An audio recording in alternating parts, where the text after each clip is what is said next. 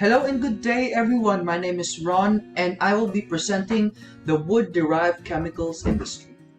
To start off, I would like to first introduce the people who made this presentation possible, my team members. The one who handled the materials and products, Malinis Patrick, production processes, Paclibar Arnil, overview and background as well as some history, Razon Gerald, and the PowerPoint and presenter for you today, yours truly, Dayap Ron. The objectives of this presentation is to discuss the following concerning the wood-derived chemicals industry: the definition of the industry, its brief history, the timeline of ethanol or wood ethanol production, the role of chemical engineers in the chemicals industry, the chemical composition of wood, the physical structure of wood, and the products that can be produced from wood via chemical processing, extractives, and derivatives, respectively. The wood chemicals industry company of the Philippines today, and the chemical processes involved, as well as the machineries used in the wood-derived chemicals industry.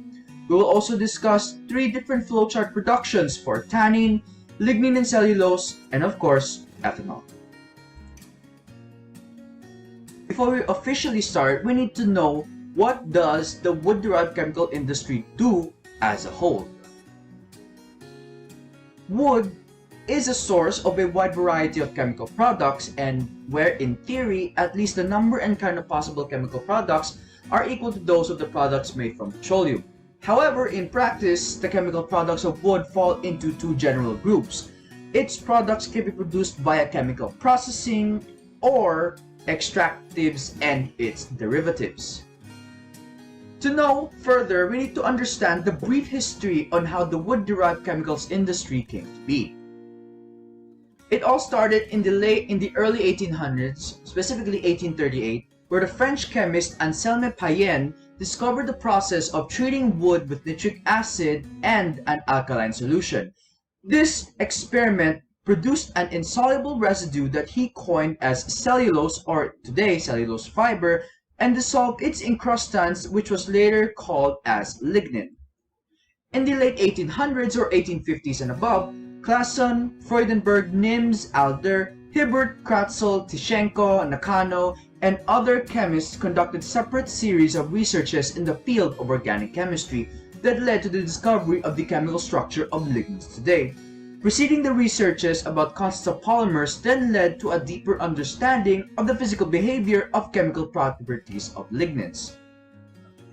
And now we need to also understand the timeline of wood ethanol or ethanol production from wood. And you might be wondering why out of all the products such as lignin, resin, why ethanol? Well, it's because Asia is a fast-growing ethanol market, where in just the year 2017, it increased by 2.2 to 5%. And within the Asian region, the Philippines is also a part of the in-demand ethanol markets, where it's more than 8%. Also, the Philippines is an attractive market where it developed large and large amounts of biomass that helps determine the biomass industry. The cellulosic ethanol from various feed types of stocks can increase production volume, and low-cost feedstocks can reduce cellulosic ethanol production costs, where molasses, which is a black syrup of sugar, consumption in the Philippines, where molasses is actually used to produce bioethanol or ethanol from other organic substances, which also includes wood. Molasses consumption in the Philippines encompasses 87.50%, while others is just merely 12.50%. So as you can see, wood ethanol or bioethanol in a way is very important to the Philippine industry today. And it all started in the year 1826 on how wood ethanol came to be, where a German engineer, Nikolaus Otto, studied on the possible usage of ethanol as fuel for engines. In the 1850s, the research is still ongoing, but scientists discovered that this type of ethanol can be used as fuel for lighting equipment. Then in 1876, which is 50 years later, the first practical use of ethanol recorded was to use to power an engine. So this was the product or the fruit of Nikolaus Otto's work. In the 1920s, the use of ethanol was now in octane boosters, as in engine fuels, and such demand rose during World War II as a potential solution or a substitute for fuel shortages in military vehicles. And in the late 1900s or 1950s and above, industrial production of ethanol by wood saccharification was discovered and started. Hence, one of the processes we're going to learn today is the saccharification of wood to turn into ethanol. As future chemical engineers and fellow chemical engineering students, we need to understand our possible roles whenever we are working in this wood-derived chemical industry. Chemical engineers play the role of designing, maintaining, and improving the processes required for the production of various wood-derived chemicals, such as doing some maintenance in machineries and unit processes, giving out modifications to improve efficiency such as recycling, adding recycling streams, or using different materials, or diluting stations, and many more.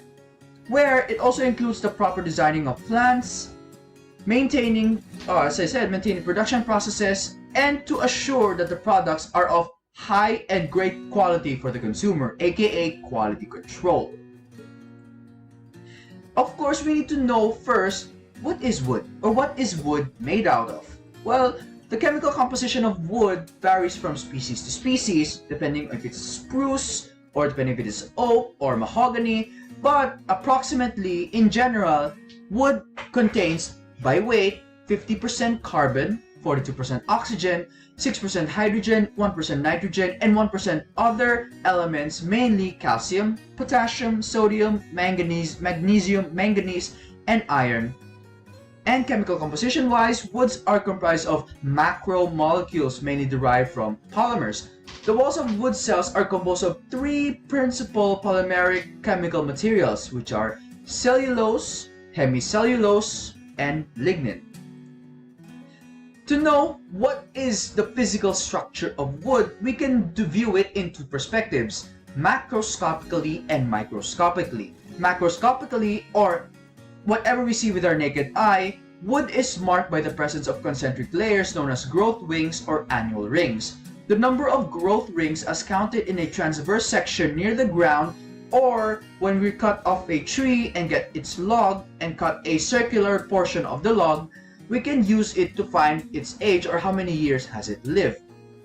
Going microscopically or delving deep into deep view, wood is composed of minute units called cells, and according to estimates, 1 cubic meter or about 35 cubic feet of spruce wood contains around 350 billion to 500 billion cells in one sample. And we can also classify microscopically woods into softwoods and hardwoods. Softwoods such as cedar, Douglas fir, junipers, pines, redwoods, and spruces are made out of tracheids and parenchymas, while hardwoods such as alders, balsas, beech, hickory, mahogany, maple, and oaks, and etc. are made out of vessel members, fibers, and of also parenchymas. Different wood chemicals can be produced using two methods, via chemical processing, and the other is by using its extractives and derivatives. To start off, let us discuss the products that can be produced through chemical processing, one of which is cellulose. It is produced from chemical pulp after the complete removal of the other constituents such as lignin, hemicellulose, and extractives, and it is used in the production of synthetic fibers or rayon, cellophane, plastics, varnishes, placers, inks, adhesives, photographic films, tapes, sponges, explosives, and many more. Another product by chemical processing is lignin, and it is used in making vanillin or synthetic vanilla, pharmaceuticals, plastics, solvents, ceramics, adhesives, rubber, foam, insecticides, fungicides, herbicides, conditioners, and other notable products. The third is one of the most famous of where wood products came, cellulosic ethanol, or in short, we can just call it wood ethanol. Wood ethanol is produced from cellulose, which is discussed earlier as a stringy fiber of a plant. Rather than from the plant's seeds or fruit, it can be produced from grasses, wood, algae, or other biomaterials, and is generally discussed for use as a biofuel. Wood ethanol also has the potential to have a lower carbon footprint than most fossil fuels, and the production of ethanol from wood, though it's not yet economically viable, but the Philippines today has new legislations that supports researchers to solve problems and provide subsidies that can make the manufacturing of wood ethanol profitable in the Philippines or in the country today. Other notable products via chemical processing of wood is tar, pitch, acetic acid, methanol, acetone, phenols, pyrolytic oil, pulps, papers, and glycerol. Now, to the other side of the spectrum, the products that can be produced by extractives and derivatives. One is resin. Resin is produced inside living trees by epithelial cells or specialized parenchymas, lining the resin canals, and it exits where the trees are wounded. It's like kind of a sap or tree sap, if you will. And another is tannins, or the phenolic substances contained in wood, bark, and other plant materials, and are extracted with water or other organic chemicals. So in a way, trees has what we call the blood of trees, which we know as sap or tree saps. And the saps can be used as tannins or resins depending on different extractives and derivative techniques in the laboratories. As discussed earlier, that the wood-derived chemicals industry is very popular in the Philippines today due to its fast market rate.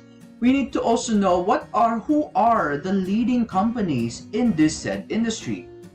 One of them is named the Rojas Holdings Incorporated.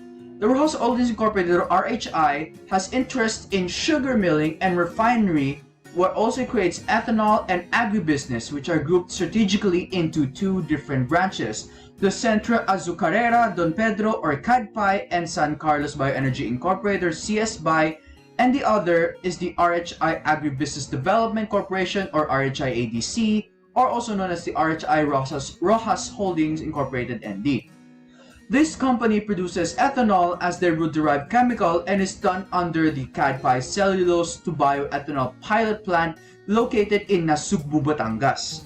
The main process used in this pilot plant itself is saccharification, and this is where they are located, where a photo of their pilot plant and their sample process flowchart of saccharification from the feedstock to the laboratory that helps create these said wood-derived ethanol.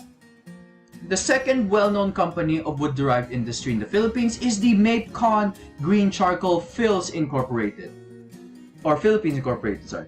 Mapcon Green Charcoal Philippines Incorporated is one of the leading activated charcoal suppliers in the country. The company boasts their activated carbon production, which is done within the activated carbon kiln that is fueled by hydrogen, producing the cleanest and highest quality activated carbon used for air and water filters, as well as for various pharmaceutical products, and hence the name green charcoal. And this is a sample image of what their product looks like towards the consumer, and activated carbon is used in numerous sanitation equipment, also laboratory techniques and analysis. To understand how these different wood-derived chemicals came to be in the industry, we must first understand and realize the different chemical processes or mechanisms or even techniques that helps make these products possible. So the chemical processes involved, is to truly understand it, is just a two-step process. The first step, which is the same for every different types of product, pyrolysis, and the second step is dependent on what product will you actually like to produce. So the first step is pyrolysis, and defining pyrolysis is simply involving the heating of wood at temperatures as high as 1000 degrees Celsius or about 1800 degrees Fahrenheit in the absence of air, where we start with this first step, and depending on what type of product we want to make, we go into different routes. So if we want to make synthetic gas from wood or gas products made from wood, we need to do what we call gasification. So pyrolysis to gasification is a high temperature process conducted with limited and controlled air or oxygen, and produces wood gas, mainly methane, carbon monoxide, and hydrogen, which can be used as a fuel or to produce methanol and other organic synthetic gas compounds. If we want to create liquid compounds from wood, we need to use pyrolysis to liquefaction. Liquefaction is conducted in tanks and produces pyrolytic oil, a liquid fuel. In this process, the wood is treated with ionic liquids having notable characteristics such as negligible vapor pressures, thermal stabilities, recyclability, and non-flammability. Some ionic liquids can even dissolve cellulose, and there have been several reports on the applications of ionic liquids to liquefy wood, and these ionic liquids are used to help isolate or extract the said essences from the wood in order for them to be produced in a different area. So it's like extracting the essence of wood, extracting the resins, the tannins, the different chemicals in the wood itself via ionic liquids. So if we want to have a solid product from wood, we just use carbonization. Pyrolysis to carbonization is carried out either by the traditional method of building cone-shaped stacks of wood that are then covered with earth and fired, or by heating the wood in metallic kilns, which the end product of carbonization is charcoal, and charcoal is used in different fuel or ignition processes or industries. We even use charcoal in our barbecues or in our cooking everyday lives during the past. There's also a fourth method that we need to know, which is also a sister method to creating synthetic gases. So if gasification is the brother of creating gas synthetic compounds, then destructive distillation is the sister of creating gas wooden compounds or wood gas compounds. So destructive distillation, the wood is heated by a stepwise raising of temperature in a closed ceramic or stainless steel chambers, where the products of this process include tar, pitch, acetic acid, methanol, acetone, phenols, and other phenolic compounds. So the reason why it's called destructive distillation is because it actually destroys the product or the wood by destroying the sample wood. It creates a different products that can yield via destructive distillation, such as wood gas, wood tar, and etc.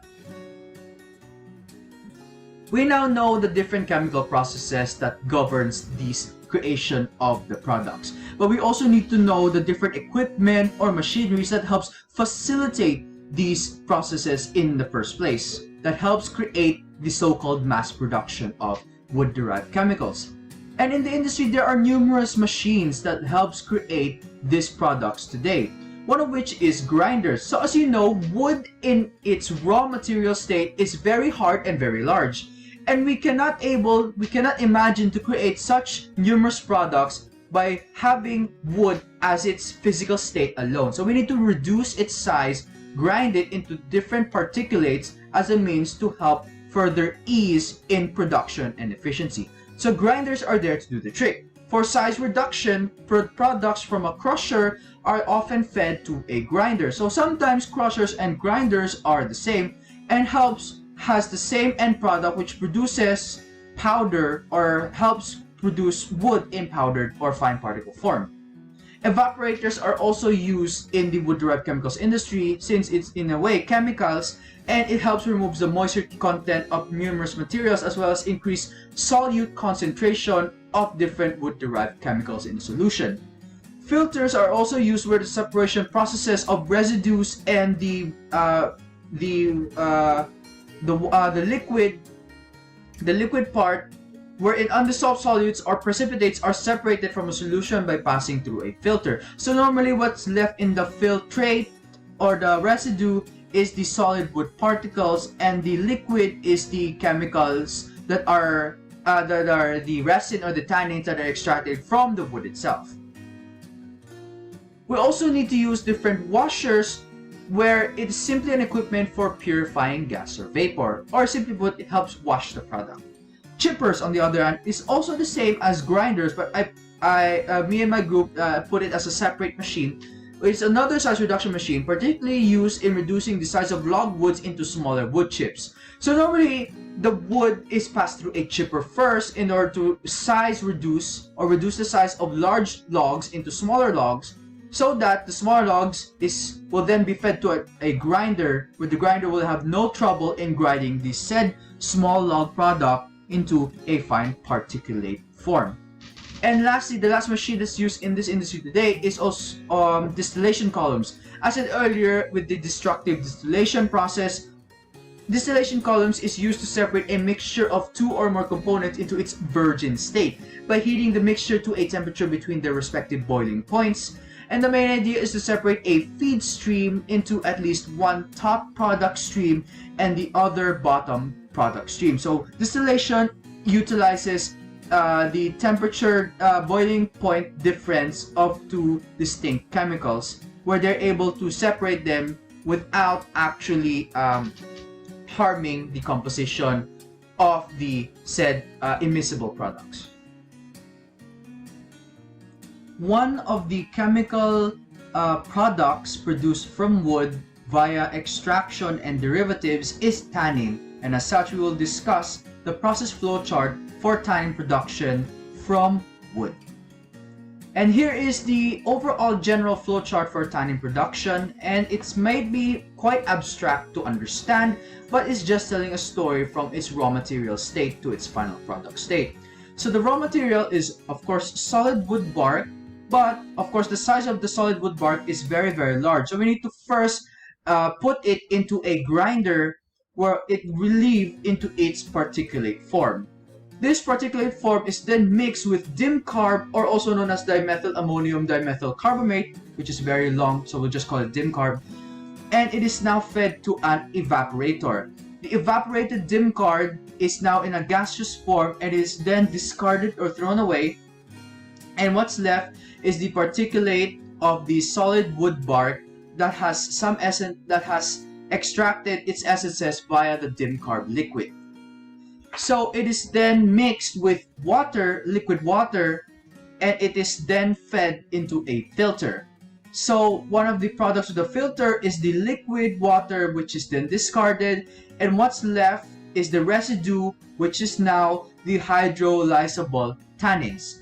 And to help further increase the imagery of the said process flowchart, here is the respective it's the same flowchart but with visual aids for an easier processing of information. And another product of wood is lignin and cellulose, which is produced via chemical processing, and there's a different process flowchart for that. So this is the process flowchart for creating lignin and cellulose. It might be hard to understand, but of course it's just telling a story from step by step. So we also have the same solid wood bark, which is fed to a grinder so that it will size reduce.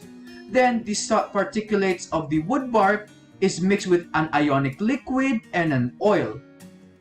And this is now fed to a heater, heated to around 70 to 80 degrees, which is then fed with also mixed with aqueous acetone, which is fed to a filter.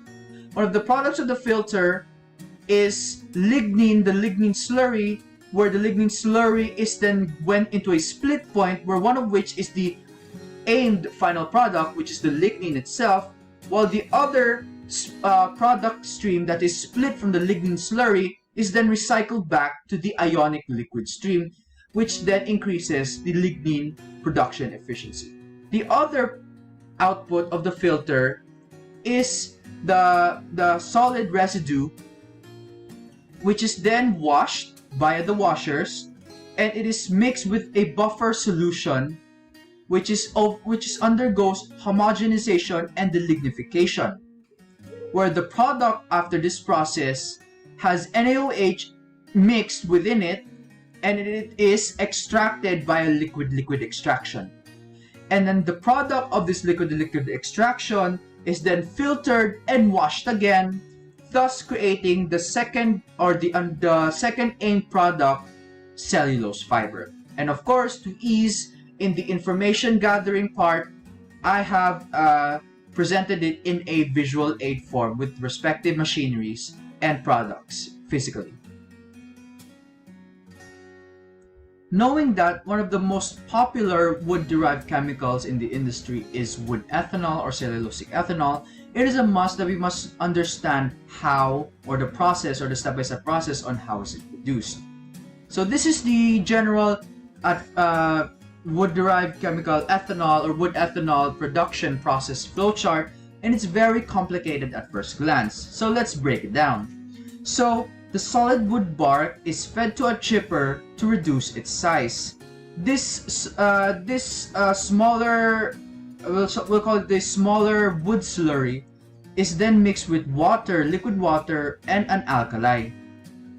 And this is fed into an agitator or a mixer.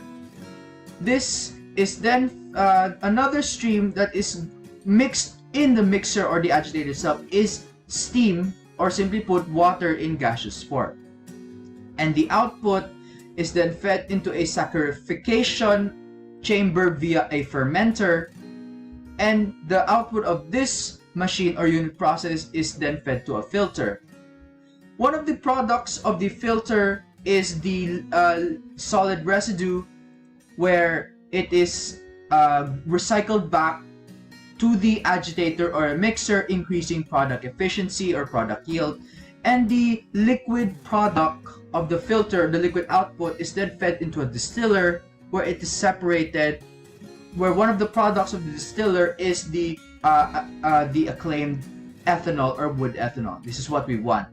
There's another product or another product stream of the distiller, which is then fed into a fermenter and recycled back again via the saccharification chamber or the fermenter. So there are two recycling streams in wood ethanol production.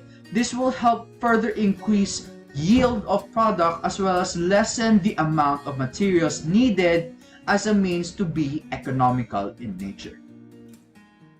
And of course, this is the visual representation of wood ethanol production process flowchart. And that is all for our presentation. Again, my name is Dayap, your PowerPoint creator and presenter for today. And here are the references. So we used a numerous bunch of references to make this presentation comprehensive and informative as possible.